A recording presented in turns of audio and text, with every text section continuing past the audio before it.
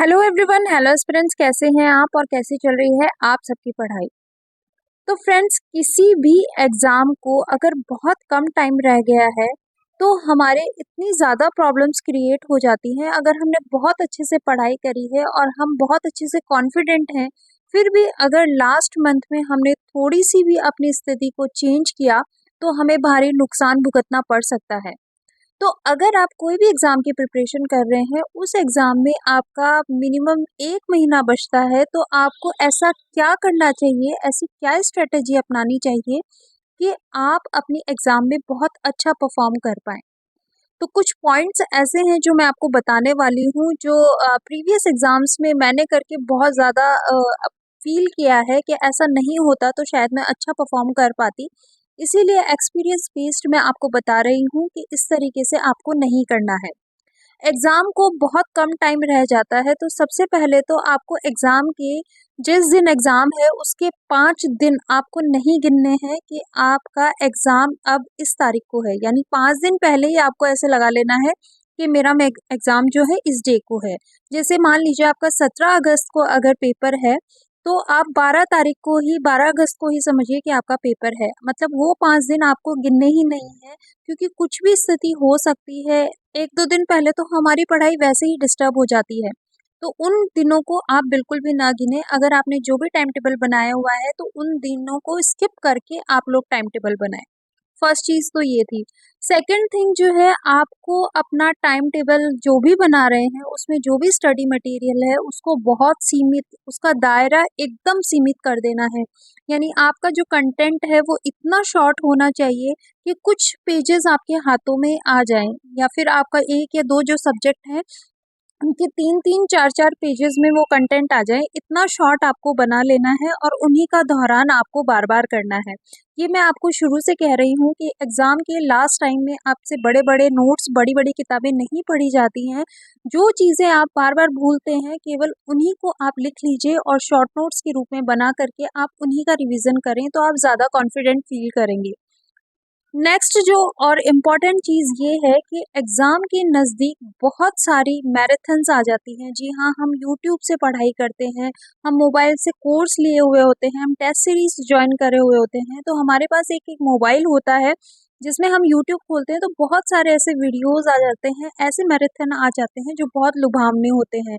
क्योंकि कुछ मैराथन्स होते हैं 5 घंटे के, कुछ 4 घंटे के, जिसमें वो पूरा कोर्स रिवाइज़ करवाते हैं। तो मैं सिर्फ़ इतना कहूँगी, अगर आपको रिवीज़न ही करना है तो अपने कंटेंट से रिवाइज़ कीजिए। आपको कोई ज़रूरत नहीं है मैराथन लेने की, क्योंकि आप मैराथन लेंगे, मान लीजिए आपने 5 घंटे की मैराथन भी ली है, तो 5 घंटे कंटिन्यू स्क्रीनिंग टाइम करने से आपका दिमाग बहुत ज़्यादा पज़ल्ड हो जाएगा। और मुझे ये चीज़ कन्फर्म है कि आप अगर वो स्क्रीनिंग टाइम छोड़ के अपना कंटेंट से पढ़ाई करेंगे तो आप ज़्यादा अच्छा रिज़ल्ट दे पाएँगे, ज़्यादा अच्छा आउटपुट दे पाएँगे।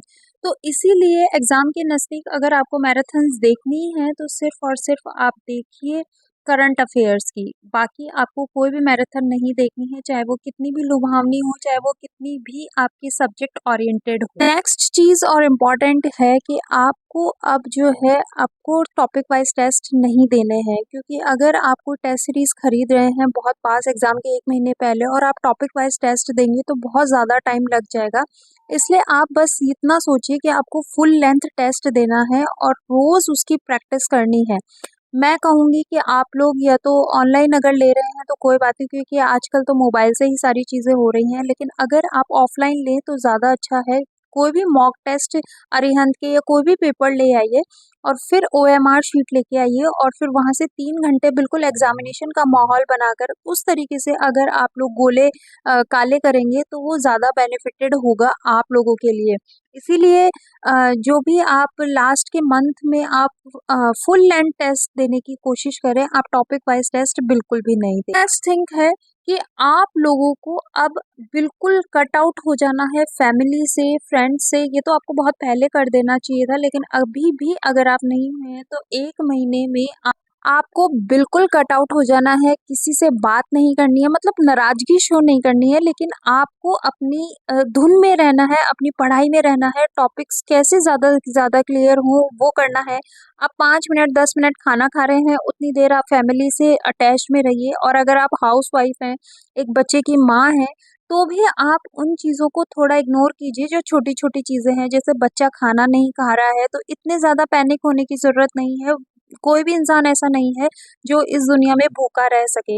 हाँ, हो सकता है कि वो थोड़ा कम खा रहा हो, वो चीज़ें हेल्दी नहीं खा रहा हो जो आप चाहते हैं, तो कोई बात नहीं, आप एग्ज़ामिनेशन के बाद में 1 महीने बाद में उसको फुलफ़िल कर दीजिएगा, लेकिन अभी आप थोड़ा-सा आप अपनी पढ़ाई पर डिवोटेड हो जाइए। खुद जो घरवालों के मतलब आपके अलावा जो अदर पर्सन्स हैं, आप उनकी हेल्प ले सकते हैं। आप अपने बच्चों को उनको सौंप दीजिए कि 1 महीने के लिए उनको अच्छे से सँभाल लें और मतलब वो पूरा ध्यान रख लें उसका, तो आप जो है ज़्यादा अपनी पढ़ाई पर ध्यान दे पाएँगी। कुछ चीज़ें ऐसी होती हैं कि एग्ज़ाम के आपके 2-3 दिन पहले या 3-4 दिन पहले कुछ फंक्शंस हो जाते हैं, जैसे कि मैं आपको बताऊँ कि अगर पटवारी के एग्ज़ाम लें तो 17 अगस्त को है और 9 अगस्त का जो है रक्षाबंधन है। तो रक्षाबंधन अगर किसी के बहुत बड़ा फेस्टिवल होता है, तो प्लीज़ अपने आप को मेक श्योर करें कि आपका वो पूरा दिन अगर खराब होने वाला है, तो आज से लेके रक्षाबंधन के 1 दिन पहले तक अपना 1-1 घंटा एक्स्ट्रा निकालें। जितना भी आप पढ़ रहे हैं, उससे 1-1 घंटा एक्स्ट्रा निकालें ताकि वो दिन अगर आपका वेस्ट भी चला जाए, तो आप लोगों को डीमोटिवेटेड फ़ील नहीं हो, डिप्रेशन फ़ील नहीं हो, क्योंकि एग्ज़ाम से 3-4 दिन पहले आपको अपना माइंड एकदम फ्रेश रखना है, फ्री रखना है, तभी आप अपने एग्ज़ामिनेशन में अच्छा परफ़ॉर्म कर पाएँगे। मेरे हिसाब से ये सब चीज़ें अगर आप ध्यान रखेंगे, तो आपने जितनी भी अच्छी तैयारी करी है, उसमें 4 चाँद लगाने वाली ये बातें हैं। अगर आप इनको ज़रूर फ़ॉलो करेंगे, तो बहुत अच्छा परफ़ॉर्म कर पाएँगे, ये मेरा एक्सपीरियंस्ड कहता है। और एक-एक चीज़ को आप लिख लीजिए और इनको टिक कीजिए कि क्या आप इनको फ़ॉलो कर रहे हैं या नहीं कर रहे हैं। कैसा लगा वीडियो ज़रूर बताइएगा कमेंट बॉक्स में और चैनल पर नए हैं तो प्लीज़ सब्सक्राइब कीजिएगा, इससे मुझे बहुत ज़्यादा मोटिवेशन मिलता है और शेयर करना बिल्कुल मत भूलिएगा। Thank you, have a nice